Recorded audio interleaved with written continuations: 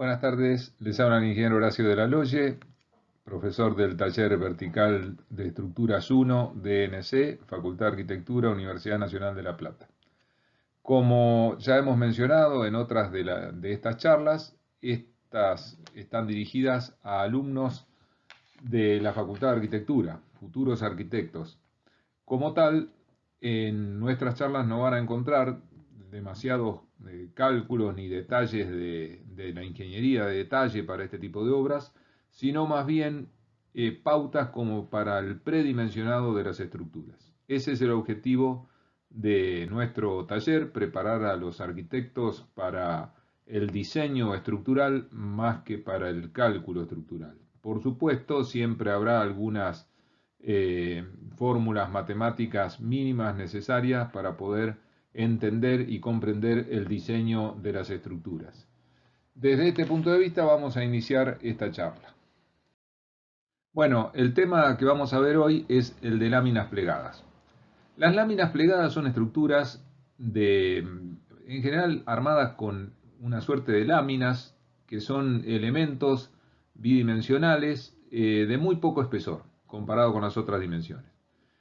Son estructuras que trabajan básicamente por forma, es decir, si no se les da forma, si no se tienen un cierto plegado, de ahí su nombre, estas estructuras no tendrían posibilidades de resistir las cargas que actúan sobre ellas. Cualquier forma que se consiga con el plegado de una lámina la podemos definir como una estructura de lámina plegada. En el caso de las construcciones utilizadas o de las estructuras utilizadas en la construcción de edificios, básicamente tenemos dos tipos, las diédricas conformadas por dos planos y las poliédricas de múltiples planos.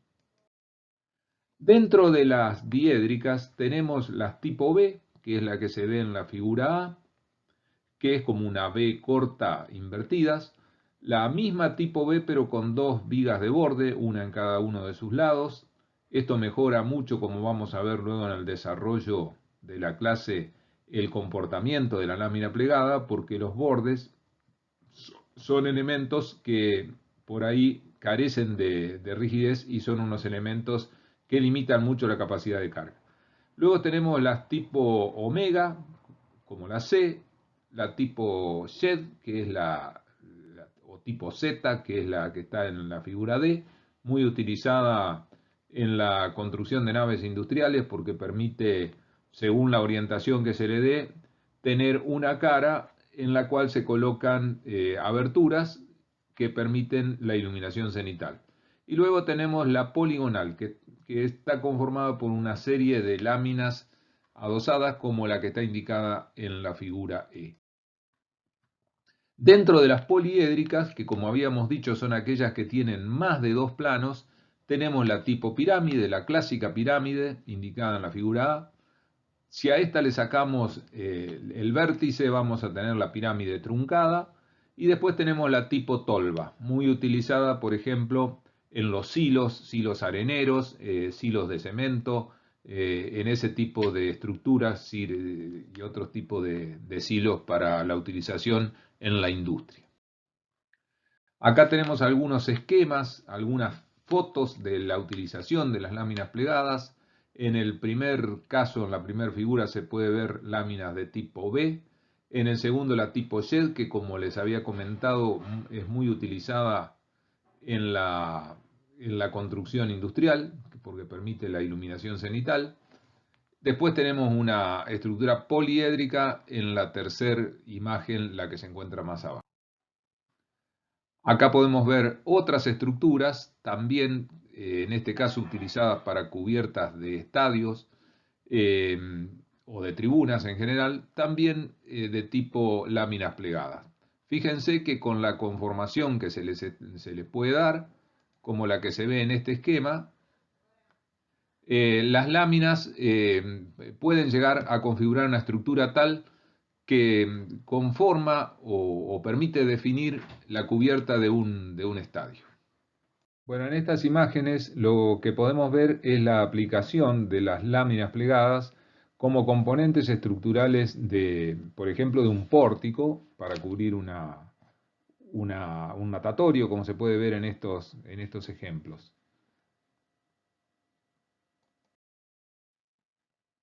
Lo que vamos a ver acá es cómo se designan cada uno de los elementos de unas láminas plegadas. Vamos a empezar analizando las diédricas y lo que podemos distinguir es en lo que serían como las caídas de los techos que componen la lámina. Tenemos las 1, que es una lámina plana, la 2 que se designa diafragma o tímpano y que se coloca fundamentalmente para mantener la forma que tiene la plegada. El 3 es un rigidizador de borde, que es como para evitar que se deforme ante los esfuerzos que se generan al aplicarse las cargas que pueden provenir del peso propio o cargas externas. La lámina en el borde, si no tiene nada, se trata de deformar y disminuye mucho la capacidad de carga comparada con aquellas láminas que poseen un pequeño rigidizador, que es como una viga que se coloca en el borde. Luego tenemos los puntos, las líneas estas que se denominan aristas. Es decir, tenemos 4 componentes: la lámina plana, el diafragma o tímpano, rigidizador de borde y arista. Si nosotros empezamos a acoplar en el sentido longitudinal o en el sentido transversal distintas láminas, podemos obtener múltiples configuraciones. Por ejemplo, la A que sería de múltiples tramos, y la B, que sería de múltiples ondas. Son dos formas de acoplar lo que sería el mismo tipo de lámina plegada para conformar distintos elementos. Siempre fíjense que es conveniente disponer donde están los apoyos, donde están las columnas, un tímpano para poder mantener la forma, porque por estas secciones donde están ubicadas las columnas es donde está pasando gran parte del esfuerzo. Es decir, por eso es que acá se colocan los tímpanos.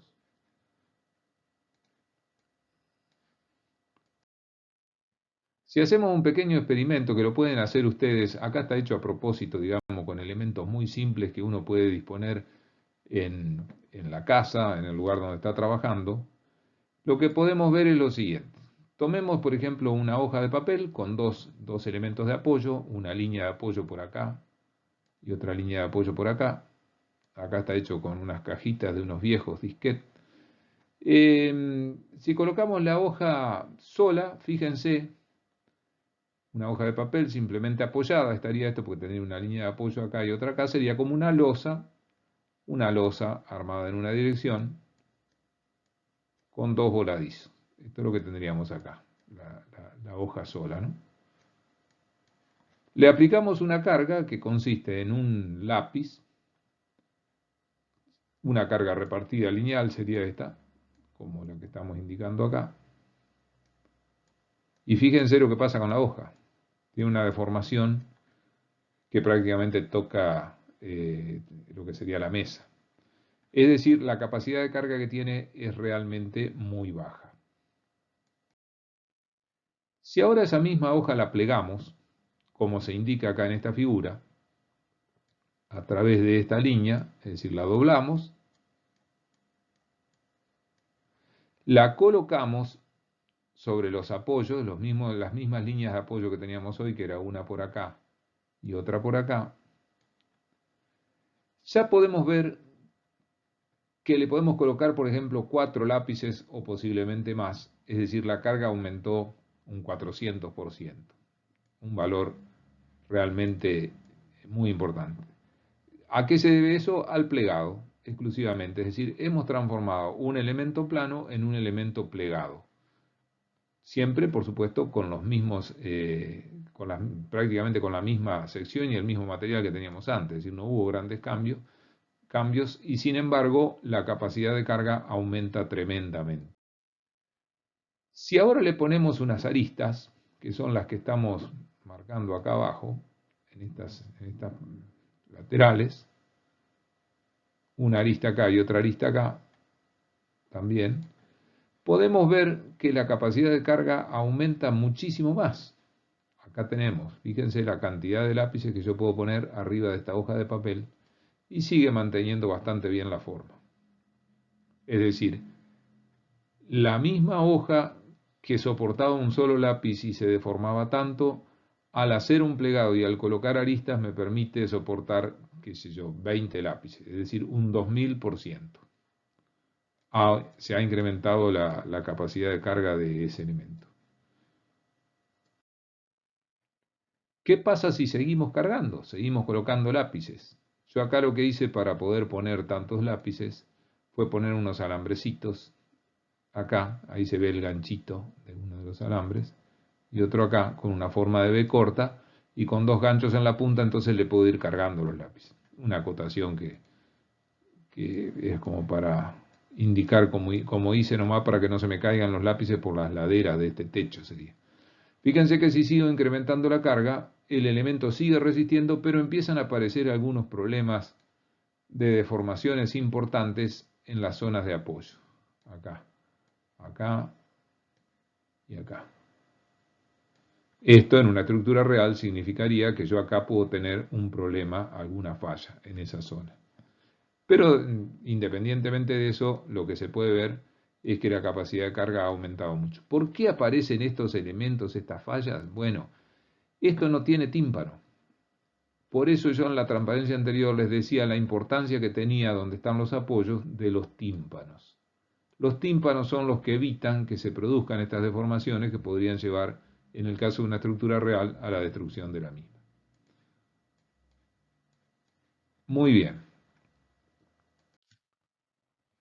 Acá se puede ver que comienzan las deformaciones excesivas, como mencionamos ahí, y nuevamente les recalco el problema que aparece acá en las zonas de apoyos, donde este elemento rigidizador de borde se deforma, pero eso es más que nada porque le faltan los tímpanos. ¿Cómo es el funcionamiento estructural de una lámina plegada? ¿O cómo se puede pensar? Realmente hoy día una lámina plegada, de cualquier forma, se puede calcular muy rápidamente y verificar cuáles son los esfuerzos mediante cualquier programa de cálculo de estructuras, de elementos finitos, que permita la incorporación, ya todos prácticamente lo tienen, la incorporación de elementos planos tipo lámina. Pero a mí me interesa saber o entender cómo es el funcionamiento desde un punto de vista conceptual, el funcionamiento estructural de la lámina. Y lo que podemos pensar es que cualquier lámina plegada tiene un funcionamiento, primero, en el sentido longitudinal como viga y en el sentido transversal como losa. Es decir, podemos pensar que ese funcionamiento resistente de una lámina plegada está compuesto por dos maneras de resistir. Una, en el sentido longitudinal como una viga, se la puede simplificar como si fuese una viga, y en el transversal como una losa. Acá hemos marcado lo que sería la viga propiamente dicha, que sería esta sección, ¿no es cierto? Es una viga con sección que tiene forma de B corta invertida. Esta B corta invertida es la que va a hacer que esto funcione en el sentido longitudinal como una viga. Como siempre, las vigas tienen una parte traccionada inferior y una parte comprimida superior para este tipo de carga. Es decir, va a haber acá una zona comprimida superior que va a ser que va a tener un valor de tensiones mayores a medida que el momento crece. Eso ocurre a medida que me voy acercando a la zona central, y va a tener una zona inferior que será esta, que está traccionada. Si estamos hablando de elementos de hormigón, ya pueden ir pensando dónde van a estar ubicadas las armaduras longitudinales importantes. Van a tener que estar por acá abajo. Es decir, acá en estos vértices es donde hay que colocar las armaduras. En los vértices que unen, acá van las armaduras principales. Y acá arriba lo que tenemos son compresiones, básicamente. Ese es el funcionamiento en el sentido longitudinal. ¿Qué pasa en el sentido transversal? En el sentido longitudinal, como decíamos, es como viga, acá lo vemos. Esta viga yo me la puedo imaginar que tiene una sección como la que estamos indicando acá, es decir, junto lo que sería este ancho de acá hasta acá, y lo sumo con este ancho de acá hasta acá, y resulta este ancho. Si esto es 1 y esto es 1, esto será 2. Acá abajo en la punta, como no hay material, si sumo este ancho más este ancho, me va a dar este ancho que es 0. Y desde acá voy creciendo. Lo mismo ocurre arriba. Como resultado tengo esta sección que estamos viendo acá. Esta es la sección para el análisis en el sentido longitudinal como viga.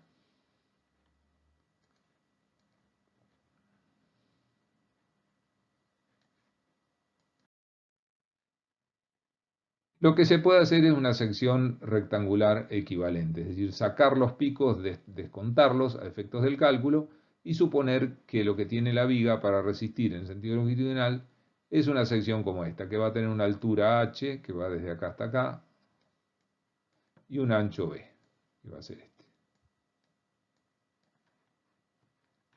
Esa sería la sección rectangular equivalente de una lámina plegada tipo B. Para las láminas tipo omega, que son estas, la sección equivalente surge de componer estos elementos. Es decir, esto acá va a terminar resultando algo parecido a una sección tipo doble T, porque sumo los dos anchos de las partes inferiores, sumo esto más esto y será el ala inferior, esta será el ala superior, y el alma de ese doble T va a ser esto más esto. ¿Correcto?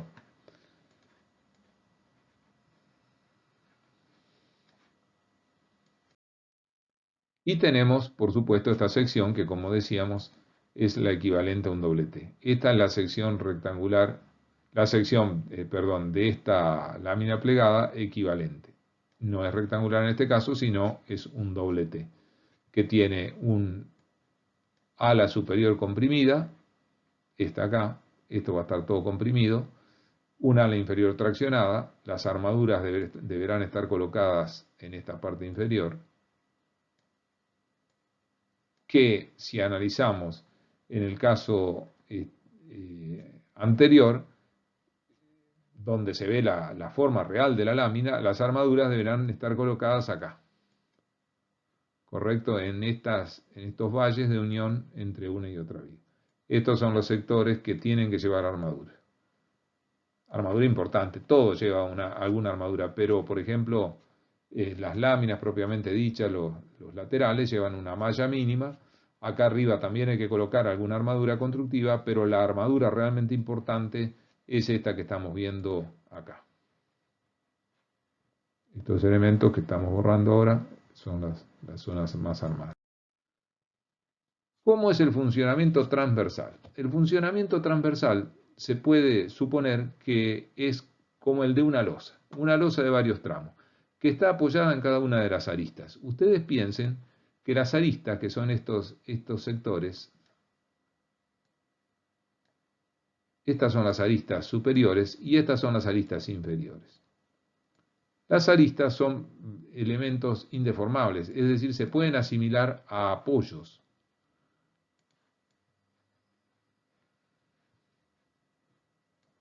Y esta lámina se puede analizar en el sentido transversal como una losa, como una serie de losas apoyadas en las aristas. Es decir, acá hay una arista, acá hay otra arista, y acá están las losas. Habrá otra losa, es una losa continua de varios tramos. Acá hay otra que sube, por supuesto, ¿no es cierto? Que va desde acá hasta acá. Uy, se me cruzó, perdón. Vamos a... realmente dibujar con un PowerPoint es bastante complicado. Pero nosotros tenemos un tramo de losa que sería este y otro tramo de losa que sería este. Lo que quería mostrarles era esto, es decir, hay continuidad entre este tramo de losa y este tramo de losa, y este. Y acá se van generando en estas partes lo que serían los apoyos. Estos funcionan como apoyos, este sería un apoyo, este es otro apoyo por acá arriba, y así en cada una de las aristas hay un apoyo y esta es una losa continua de múltiples tramos.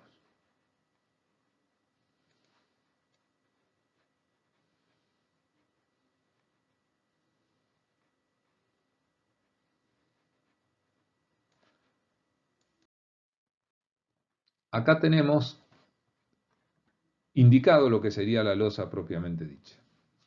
Y el funcionamiento transversal, como decíamos, para una lámina tipo B, como es indicado. Acá está el esquema, acá se ven los apoyos que se van considerando en correspondencia con cada una de las aristas. Son estos. Y esta es la losa, que por supuesto sometida al estado de cargas que tiene, nos dará un determinado diagrama de esfuerzos que nos permitirá determinar la armadura. Básicamente los esfuerzos, los momentos que va a tener esta losa son los siguientes. Si yo hago una línea, voy a tener en cada uno de estos apoyos un momento negativo, pasa por positivo, negativo, y así sucesivamente, y así puedo tener varios tramos. Con estos valores, acuérdense siempre que acá en la parábola esto es Q por L cuadrado sobre 8.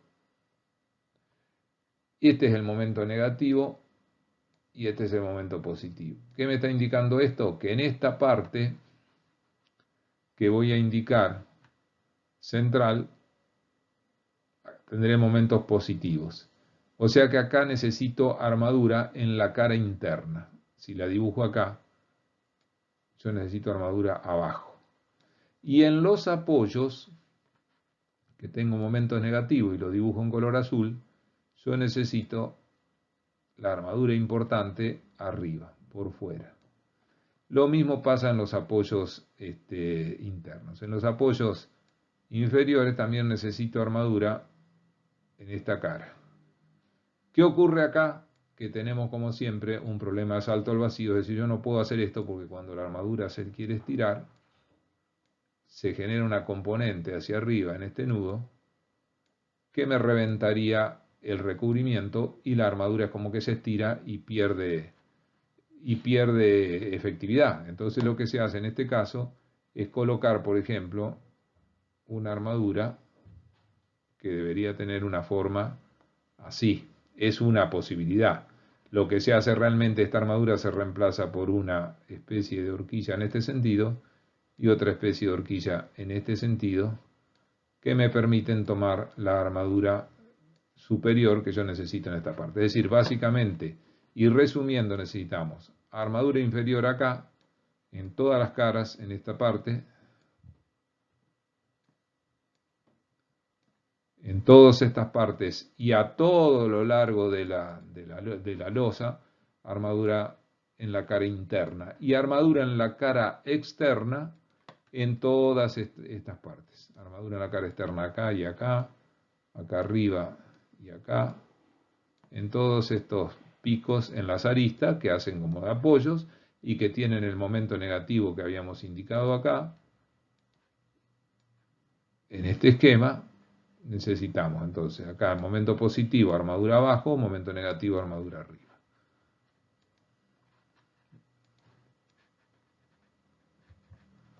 Borramos estos esquemas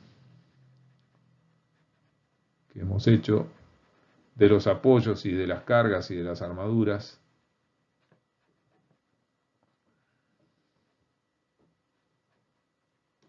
Y vamos a pasar a explicar ahora en esquemas cómo serían estos esfuerzos. Lo mismo que estuvimos indicando en la transparencia anterior, tenemos la losa que tiene un espesor determinado y que representa esto que sería acá. El espesor, por supuesto, es siempre es el espesor de la losa, que tiene un diagrama de momento que, como dijimos, tiene una parte positiva o sea que requiere armadura abajo y una parte negativa que requiere armadura arriba, y tiene un diagrama de cortes como este.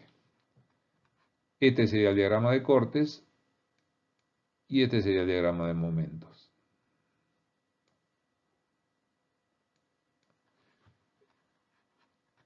Esto es lo que resume el funcionamiento transversal de una lámina plegada como losa. Es decir, ya lo que vimos es funcionamiento longitudinal como viga, transversal como losa. Lo mismo ocurre para este tipo de láminas plegadas, es decir, para una tipo omega ocurre exactamente lo mismo. Tenemos aristas en estos sectores, lo mismo en las caras inferiores, y vamos a tener una franja como esta que estamos tomando de 1 metro, que es lo que se utiliza habitualmente para el análisis de una losa, así, así, toda quebrada, que nos va a permitir determinar en forma aproximada cuáles son los esfuerzos y cuáles son las armaduras que va a requerir este tipo de estructura. Este sería el esquema, nuevamente, como dijimos hoy, esto equivale a tener líneas de apoyo en cada una de estas aristas, una línea de apoyo acá, otra línea de apoyo acá al lado, otra por acá,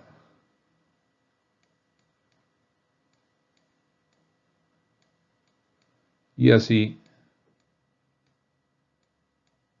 sucesivamente. Estos serían todos los apoyos que estamos teniendo. Nuevamente este elemento va a tener una carga proveniente de su peso propio, de todas las cargas de contrapisos y demás elementos que se utilicen para la aislación, y de la sobrecarga de uso, que no es un valor muy importante porque acá arriba generalmente no es una superficie que se utilice como superficie de tránsito de personas, pero sí de mantenimiento, y en esta parte inferior hay que tener cuidado siempre con la acumulación de elementos, por ejemplo, de basura, de hojas, de ese tipo de cosas, que juntamente con el agua pueden llegar a generar una carga importante. Si hay desagües tapados o todo, hay que prever que esto acá podría llegar a estar con agua o con hojas y agua, y esto sí generaría una carga importante acá. Siempre hay que prever alguna sobrecarga adicional para este tipo de cosas, sobre todo si está cerrada en el extremo, que es muy común a estas láminas hacerles un tímpano acá en el extremo, que va de punta a punta, como una gran viga, digamos, porque no la quieren ver o por algo. O si no es exactamente así, ese tímpano, puede ser que se hagan cerramientos en estas partes, que es lo mismo, y que se prevean los desagües de alguna manera, por ejemplo, mediante cañerías que están ubicadas por ahí, o mediante gárgolas que estén por acá, pero siempre hay que tener cuidado. Si yo coloco una gárgola acá, tengo que tener previsto de que el nivel del agua y de la basura puede llegar a ser este. Si coloco una cañería, tengo que tener previsto cuál es el nivel de desagüe. Si lo único que hay es esta cañería, este embudo de desagüe ubicado cada tanto, y tengo un tímpano que me está cerrando por completo los dos laterales, en ese caso se debería prever que el nivel de agua por una lluvia puede llegar a ser hasta acá, lo cual podría destruir directamente la lámina si no está preparada para, la estructura, digamos, si no está preparada para ese estado de carga. Hay que tener cuidado con ese tipo de cosas. Estos son los diagramas que provienen de ese esquema, momentos positivos y negativos. Estos son momentos negativos. Estos son momentos positivos, que son chicos acá en este caso, porque tiene mucho momento negativo esto, y este es el diagrama de corte. Con estos diagramas uno realiza el dimensionamiento de la estructura. Como les decía hoy, los momentos positivos significan tracción en la fibra inferior, lo cual va a requerir armadura en la fibra inferior, y los momentos negativos van a significar tracción, vamos a ponerlo con color azul como veníamos haciendo, lo que es armadura negativa, esto va a requerir armadura en la cara superior, que es la que está por acá arriba. Acá adentro pasa lo mismo, tenemos armadura negativa, tenemos el problema acá en este caso que las dos barras están tirando. Siempre la barra uno tiene que pensarla como que se está tirando. Acá arriba no hay problema porque tengo material acá. Esto no es un problema de salto al vacío. Y acá también tengo material. Entonces, esa componente que se genera de las dos fuerzas, que se genera acá arriba, tiene material acá. Entonces no va a ser un problema de salto al vacío. No se va a romper. En cambio, en esta parte, esa componente que se genera ahora acá, y que tiene esta dirección, carece de material. En esta parte no tiene material y se genera el salto al vacío. Por eso es que esas armaduras, cuando uno tiene ese problema o la posibilidad de que exista ese problema de salto al vacío, uno las tiene que anclar de alguna manera. Por ejemplo, haciendo esto. Y la otra que viene de arriba, la tengo que anclar haciendo esto. ¿Correcto? Desde este punto, desde acá hasta acá, yo tengo que tener lo que es la longitud de anclaje, que en general se estima que anda alrededor de 40 o 50 veces el diámetro de la barra. Es decir, una barra del 10, que son 10 milímetros, debería tener 10 milímetros, es lo mismo que 1 centímetro. 50 veces por 1 centímetro son 50 centímetros. 40 o 50 centímetros más o menos para estimar la longitud. Es decir, de este punto, desde acá, donde empieza el problema, hasta acá yo tengo que tener 40 o 50 centímetros. Esa sería más o menos la longitud de anclaje que deben darle a una barra que esté trabajando en una zona en la que puede haber problemas de salto al vacío o en general cuando se requiere tener un anclaje por adherencia. Lo que vamos a ver acá son algunos ejemplos hechos con un modelo de elementos finitos de una placa tipo omega. Primero lo que hicimos es analizar esta lámina directamente suelta, como si fuese una lámina sola, tiene dos aristas de rigidización, no tiene tímpanos exactamente, pero tiene estas barras que son tipo tímpano, que simulan un tímpano, estos elementos, y bueno, si le aplicamos, la resolvemos y le aplicamos un estado de carga, vemos que la deformación en planta es como esta, es decir, se tiende a cerrar, como se ve acá. Estas son las deformaciones que estamos viendo acá. Tx es muy baja, Ti es un poco más. Ti 0,7 centímetros serían unos 7 milímetros. Igualmente muy baja. Tengan en cuenta que toda esta deformada está exagerada como para poder ver realmente el comportamiento, ¿no? Lo que estamos viendo es que tienden a cerrarse por el efecto de compresión. Acá, como vemos en estos esquemas que hemos indicado.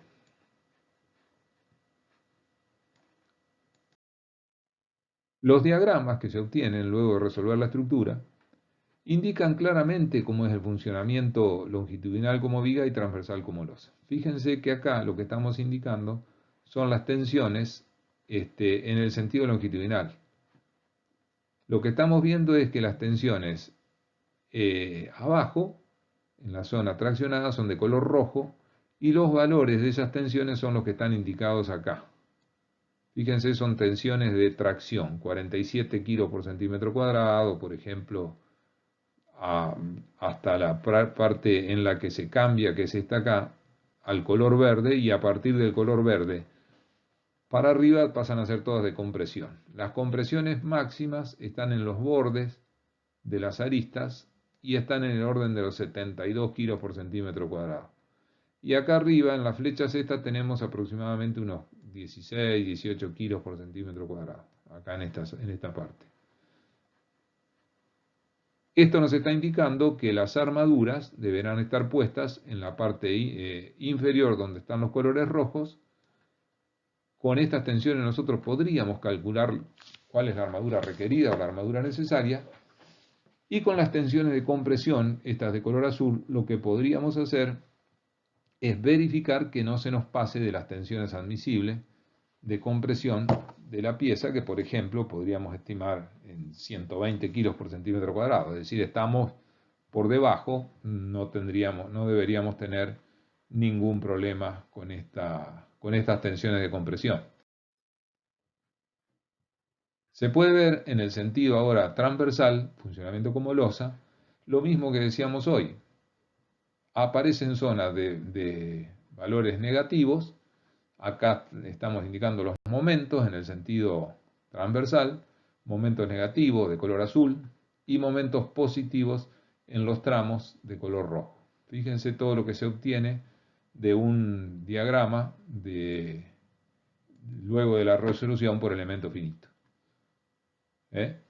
Por supuesto, nosotros lo que hacemos cuando hacemos un análisis manual es tomar una franja media, que es la que tiene los máximos esfuerzos, y bueno, si verifica para esta franja de 1 metro que estamos haciendo acá, se supone que para todos los demás va a verificar porque los esfuerzos van a ser menores. Esta sería una arista por acá, otra arista por acá y así sucesivamente.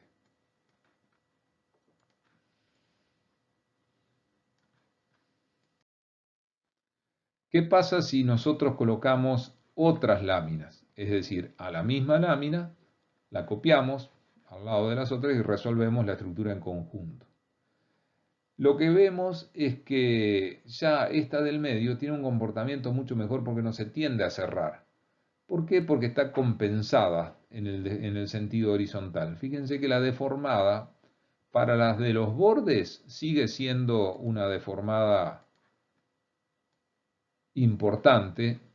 Si yo esto lo miro en planta, se sigue cerrando los bordes, pero no pasa eso con la del medio. Acá, al estar compensada por sus vecinas, no tiene esa tendencia a deformarse en el sentido horizontal. Y esto es importante, esto hace que mejore mucho el comportamiento de las láminas. Se puede ver acá, ya un diagrama que hoy recuerdan que tenía unos colores azules importantes en el borde de la arista, han desaparecido. Esos colores de tracciones, de compresiones importantes que había en estas zonas, ahora ya no están. Ya son valores mucho menores. Estamos hablando de valores del orden de los 2, 3 kilos por centímetro cuadrado. Las tensiones de tracción son de 26 kilos, mucho menores que las que teníamos hoy. Y las compresiones en toda la parte superior, que es esta, también son menores a las que teníamos hoy y están en el orden de los 26 kilos por centímetro cuadrado. En el sentido transversal, como losa, para un análisis como losa, lo que ocurre es esto. También disminuyen, ustedes pueden ver y comparar los valores con los de la transparencia anterior, que disminuyen mucho estas tensiones.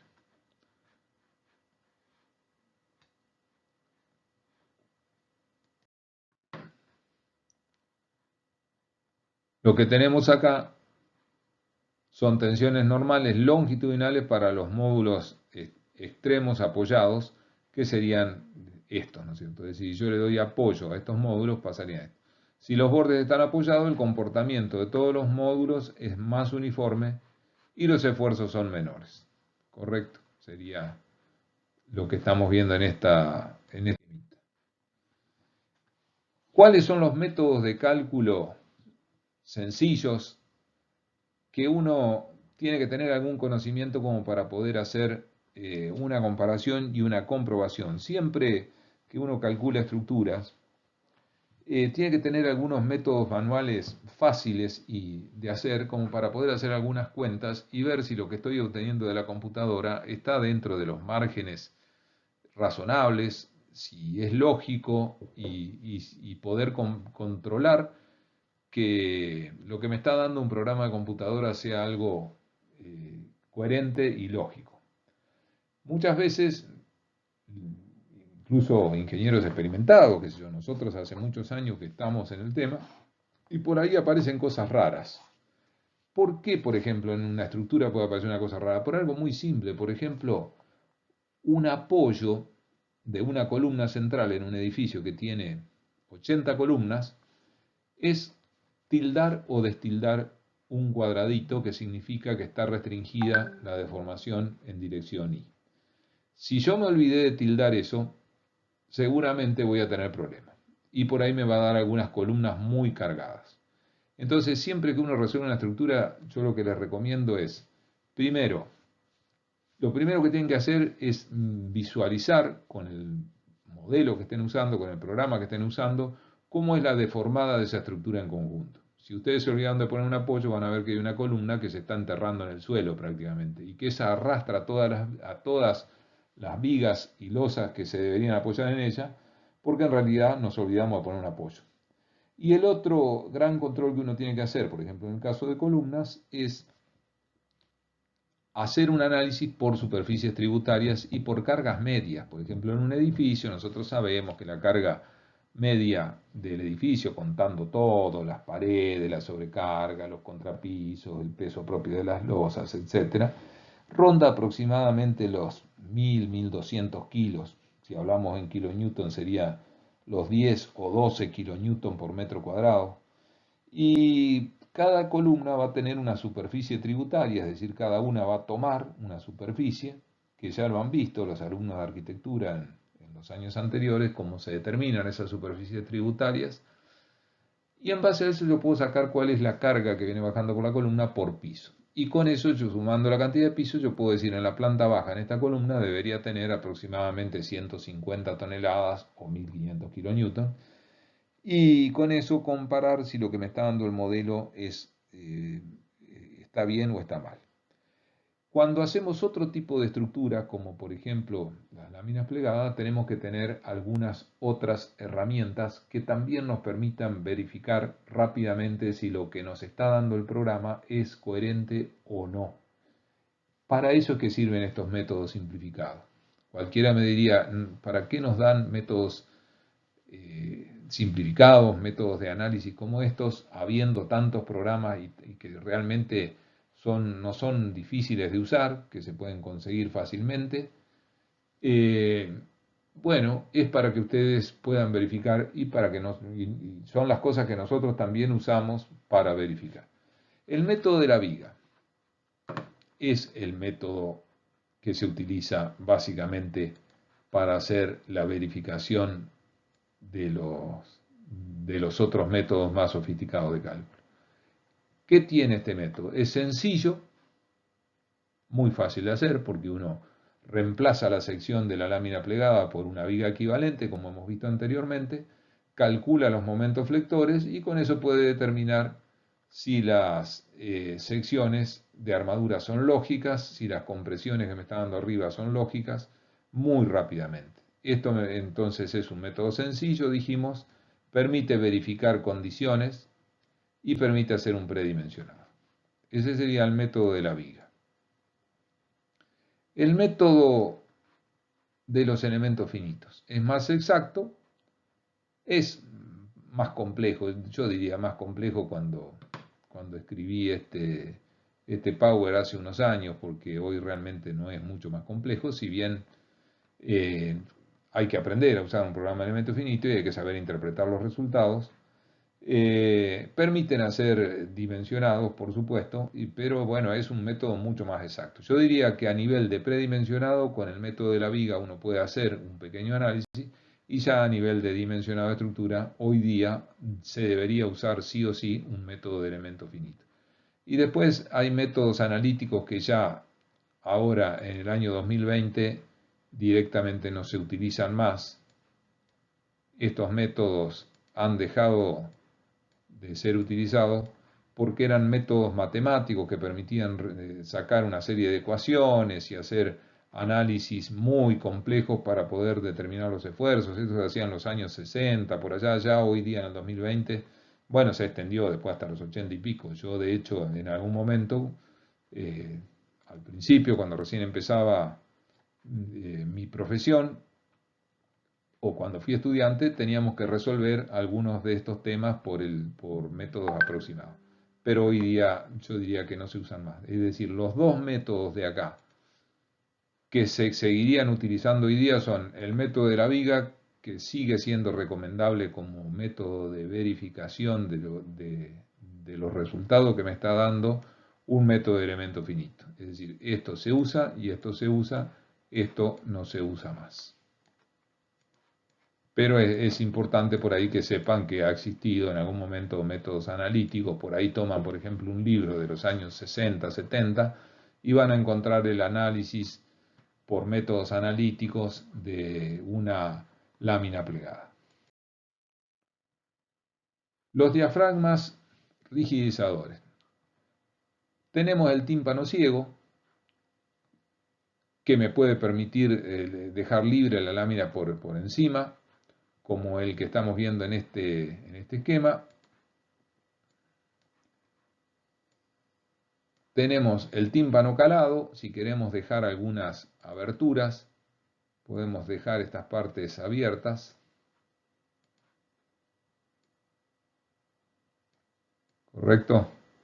Siempre con una viga acá abajo, ¿no? Acá abajo tenemos una viga, que sería esta. Y tenemos rigidizadores. Rigidizadores que son como pequeños elementos, como pequeñas viguitas que son estas, que rigidizan el borde nada más. Por supuesto, el más efectivo sería el número 1, el 2 también es muy efectivo y el 3 no tanto, pero puede servir y me permite dejar todo este triángulo libre para iluminación.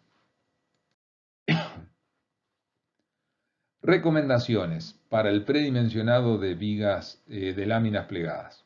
La altura total. Para tramos simples, la altura total es recomendable que esté en el orden de L sobre 10. Primer esquema. Para tramos extremos de disposiciones continuas, L sobre 12, y para tramos internos de disposición continua también L sobre 15. Es más o menos como el caso de las vigas simplemente apoyadas. Lo único que acá la altura total es entre los dos, entre el valle y el vértice, entre los dos picos, en la parte superior de la lámina plegada y la parte inferior.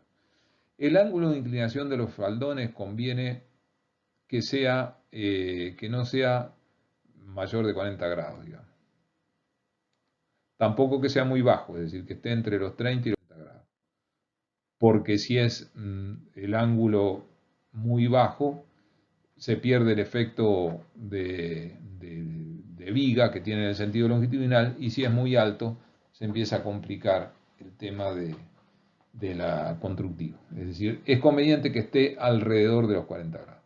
La altura total de la lámina, ya no de la viga, sino de la lámina, el espesor que tiene que tener la lámina, si estas son las aristas que funcionan como apoyos, es conveniente que esté en el orden de L sobre 35 para tramos, para bordes continuos. Y para los tramos intermedios se puede bajar un poquito más y se puede llegar a L sobre 40, siempre esto es L, ¿no? Acá arriba también esta distancia es L. Y para los bordes en voladizo puede andar en el orden de L sobre 12. El espesor mínimo recomendado siempre por encima de 8 centímetros. En esta tablita se pueden obtener algunos valores como para predimensionar los distintos componentes de una lámina plegada. Entonces tenemos, por ejemplo, la luz en metros, la luz es en el sentido longitudinal, por ejemplo, una lámina de 12 metros 20, supongamos. El ángulo phi, que es este ángulo, phi es este ángulo, debería ser o sería recomendable que esté entre 25 y 45 grados. La altura D debería estar entre 1,20 m y 0,85 como mínimo. Ese valor surge de hacer 12,20 dividido 10 me da 1,20 y 0,85 ya sería como para tramos intermedios. El ancho de la lámina tendría que estar aproximadamente en 4,60 m, que surge de hacer ese ángulo de unos 30 a 40 grados por lo que sería la altura. Eso me va a dar un A de 2,30 m, si lo multiplico por 2 me da 4,60 m. El espesor T de unos 10 centímetros y la armadura en kilos por metro cuadrado del orden de los 5,9 a 7 kilos por metro cuadrado. lo que equivale, si tenemos 10 centímetros, a una cuantía por metro cúbico de 59 a 70 kilos por metro cúbico. Bueno, después tenemos valores, distintos valores, siempre para las láminas tipo B, que es la primera parte esta.